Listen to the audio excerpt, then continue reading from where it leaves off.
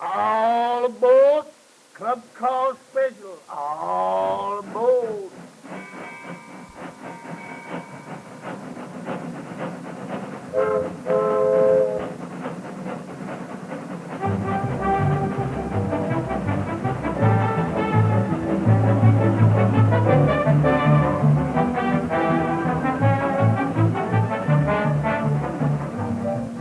Tonight, we offer the first of a new series of programs called the Club Car Special.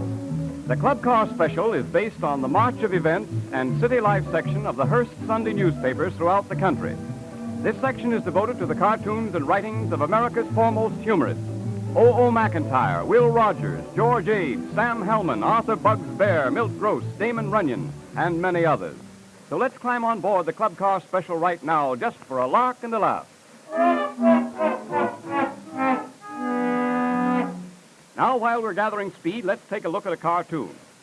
Here's one that shows a picture of a bridal party. And everyone seems to be there but the bridegroom. The bride and her father seem considerably agitated. Oh,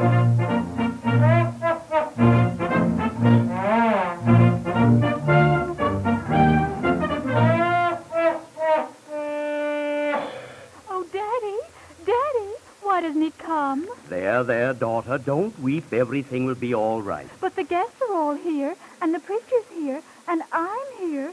But where's Elmer? Oh, I just know something terrible has happened. Nothing terrible has happened. Now, just rest easily, dear. Oh, but it's dreadful. It's terrible. Oh, it's ghastly. Oh, I'm going to faint. She's fainted. Quick, some water. Give her air. Stand back there. She's fainted. Here's water, sir, right here. Ah, thank you, Bodkins. That'll bring her to. The telephone. Quick, Bodkins, the telephone. Right away, sir. She's coming to. Oh, did I hear the phone? Yes, my dear.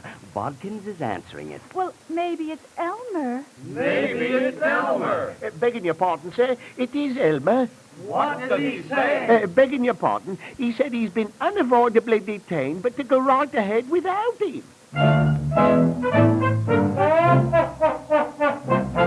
All aboard.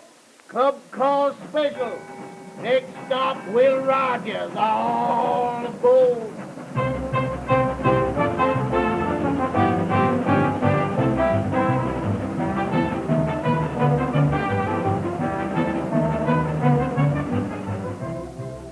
Everywhere you go, you hear people ask, did you read what Will Rogers said about repeal or about the recognition of Russia or about practically any subject under the sun? No matter what the issue, Will always seems to make just the right comment, a comment that not only carries a hearty laugh, but packs a philosophical wallop besides. Let's hear what Will's been saying lately. We'll ask Jerry Macy to let us have it. Come on, Jerry. You want it in dialect? Sure thing, Jerry. Why not? All right. Well, you know, Will's a funny fella. You were talking about recognizing Russia a while ago. Well, Will's got to thinking about all the caviar that's imported from Russia. He says caviar is a kind of a gooey mess of fish eggs that is, without doubt, the poorest fodder in the world. Caviar costs a lot of money, and so the rich people lap it up just like the lap-up Grand Opera without understanding a line of it. The fish go to a lot of trouble to lay those eggs, especially when they go way up in Russia to lay them. Then Will goes on to say we got fish right here that must lay eggs, but we don't pay any more attention to them than we would to an American lecturer. The eggs our fish lay are just home talent. Will points out that you're supposed to eat caviar before a meal, but what he wants to know is if you got a good meal coming, what's the use of eating anything before it? He figures if the caviar was good, it would spoil your meal because you'd eat too much of it.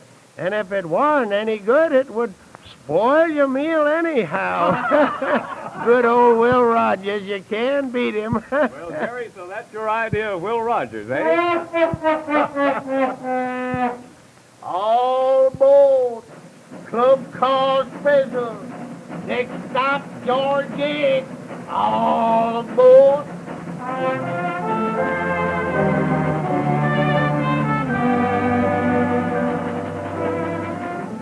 In his article in the Hearst newspapers the other day, George Ade tells about two men who met on the street in his hometown. One was a hardened old reprobate who never tried very much to be saved, and the other was the local pastor. And here's what happened.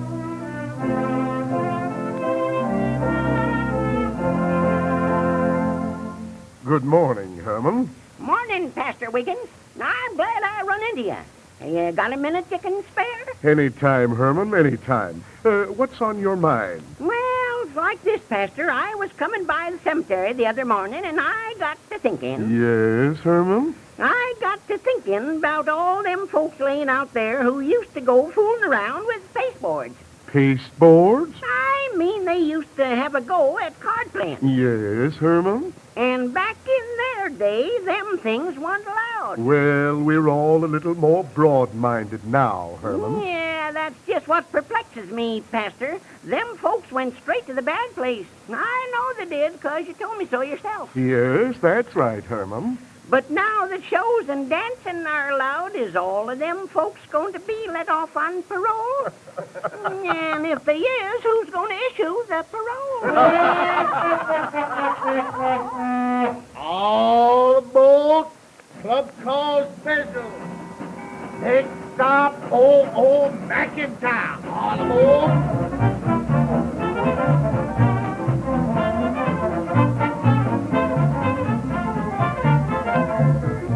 O.O. McKentyre was a pioneer in writing syndicated New York columns. At first, the syndicate managers told him that a column devoted entirely to New York would not be popular elsewhere. Mr. McKentyre was so convinced that the managers were wrong that he operated his own syndicate from a room in a third-rate Broadway hotel and, in time, proved his point. He's now just as popular in Detroit and San Antonio as he is on Times Square. O.O. McKentyre knows his Broadway, and Billy Murray knows his O.O. McKentyre. Let's get Billy to give us a few slants on the famous main stem as seen through the eyes of its most observing columnists. A few columns ago, McKentyre was gossiping about some of the habits and mannerisms of the great and near great. He told about Billy Gaxton, the fellow who plays the part of President Wintergreen in that show called Let 'Em Eat Cake. He said Gaxton always squints his eyes when he sings, while Floyd Gibbons, whenever he's talking, always throws one of his coat lapels back. Charlie Chaplin always sits just on the edge of his chair, and John McCormick carries a pocket comb. Maurice Chevalier is never seen without a bow tie. Norma Sheeran never faces an audience. She nearly always shows her profile. Her husband, Irving Thalberg, is fond of going without a hat. Max Stoyer, the great New York attorney, when he speaks to a jury, talks with his hands behind his back. Then there's Walt Disney, the fellow who went to Hollywood and made so much money with Mickey Mouse. Disney is a modest fellow who has lived in the very same house the whole time he's been out there. Further on in his column, he mentions Sinclair Lewis, the fellow who created the name Babbitt. A Babbitt, according to Sinclair Lewis, is any sort of feeble-witted guy who lives in the suburbs and leads a routine life of 3 square meals a day and commutes and carries a briefcase and an umbrella. Well, McKentyre says Sinclair Lewis is now living in Bronxville, a suburb of New York, and commutes with a briefcase and an umbrella and everything. Oh, here's a funny one, too. Cary Grant, the fellow who plays opposite Mae West, used to be a stilt walker at Coney Island. Maybe that's why Mae is always asking him to come up sometime. Well, that's the kind of stuff McKentyre is always digging up for his readers. I wouldn't miss him for anything. All of us can't meet all the famous people he knows, but when he tells about them, it's the next best thing to meeting them.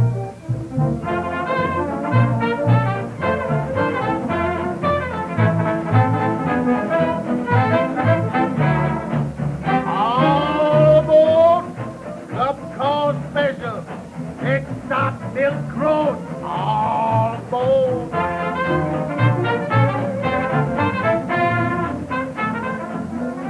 Everyone knows Milt Gross, the creator of Count Screwloose and Dave's Delicatessen. Tonight he tells the story of a racketeer named Chowderface Glutz, who's on trial for blowing up a fruit stand owned by Angelo Peep.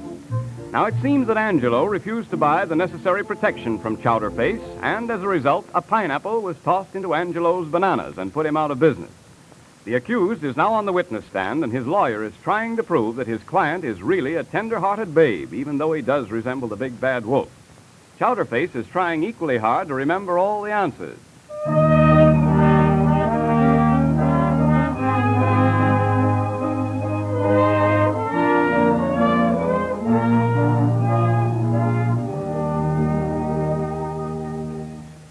Now tell me, Chowderface, what songs do you like best? Silver treads among the gold and Mother McCree. They always makes me cry. What else do you like, Chowder? Well, for instance, the story of the little match girl, Boys and Flowers, and little Annie Rooney in the funny pictures on account of it's a little girl. Now, tell us in your own words, Chowder, about this day on which you were supposed to have blown up Angelo's fruit stand. Well, first I wake up in the morning and I fed the little boys that comes on me windowsill every morning with breadcrumbs. Go on. Then I listen to Jolly Bill and Janie on the radio. I like Jolly Bill and Janie on account of Janie is a little girl. And then what did you do? Then I practices on me cello, like I promised me mother I always would. And then I went out and helped a old lady across the street with her bundles. And then I went to the town hall and Yes, go on. Now, you went to the town hall, and what did you go to the town hall for? I went to the town hall and they had a play there what was called Alice in Wonderland. I like Alice in Wonderland on account of she's a little girl what's got a rabbit. Yes. And what did you do after that? After that, I goes home and plays Parcheesi with me grandmother, like I promised me mother I always would. Go on, Chowder. Well, then it was 9 o'clock, and I went to bed and dreamed about the 3 little pigs. And I never seen this guy Angelo with a fruit stand in all me life. That's all, Chowder. And now, gentlemen of the jury, behold this boy. It is not he who is on trial. It is us. It is all civilization that is on trial. We dragged him down here. Let us see the light and send him back to his coal black mammy. I mean, to that little cabin in the cotton. To that little gray mother who waits. Gentlemen, I cannot go on. I rest my case. I throw this gentle flower that civilization has crushed beneath its heels upon your tender mercies.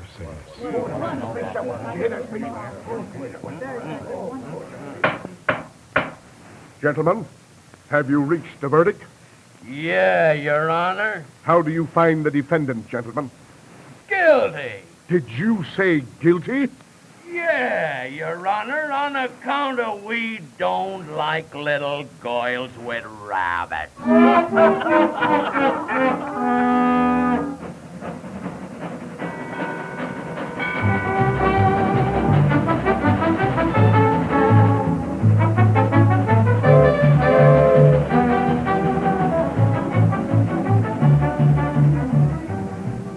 Well, we've come to the end of tonight's run of the Club Car Special.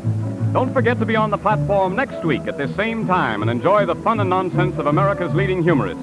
O.O. McKentyre, George Ade, Will Rogers, Damon Runyon, Bugs Bear, Sam Hilman, Milt Gross, and all the others whose writings and cartoons appear in the March of Events and City Life section of the Hearst Sunday newspapers throughout the country. Laugh with the Club Car Special on your radio. And better still, enjoy the features themselves each week in the Hearst Sunday newspaper in your community.